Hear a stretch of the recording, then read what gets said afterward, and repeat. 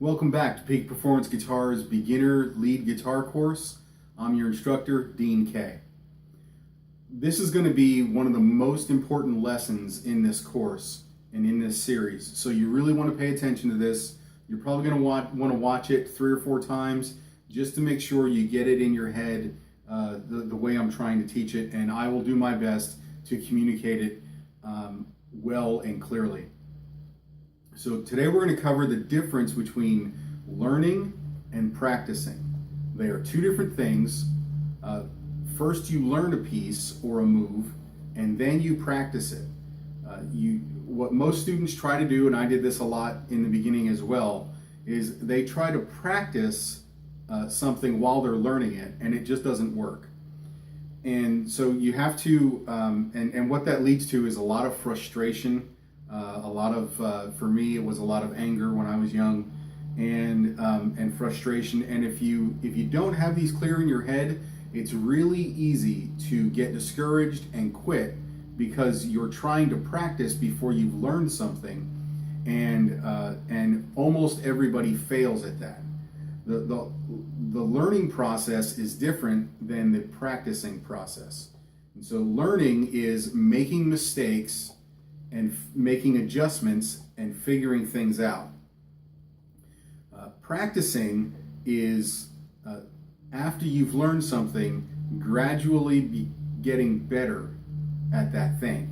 And so let's take a quick look at, we'll just do something really simple. One of the moves that we learned a couple lessons ago was sliding and then doing a pull-off and a hammer-on with vibrato. So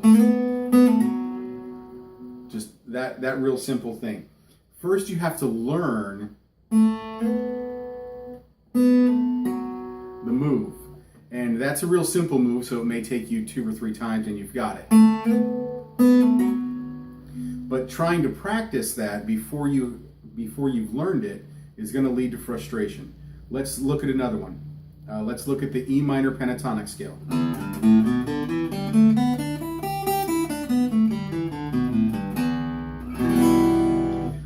Now that's a lot more complicated. There's a whole lot more to learn in that. And if you tried practicing that before you actually learned it, you probably got really frustrated for a while, because it probably takes anywhere from 15 to 30 times through that before you get it memorized.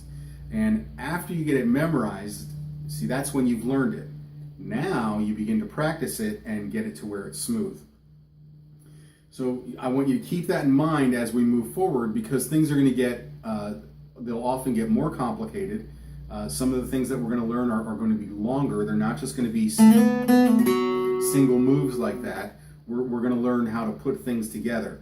For instance, I'm about to teach you how to play the G major pentatonic scale, and that's longer than just one of these single moves.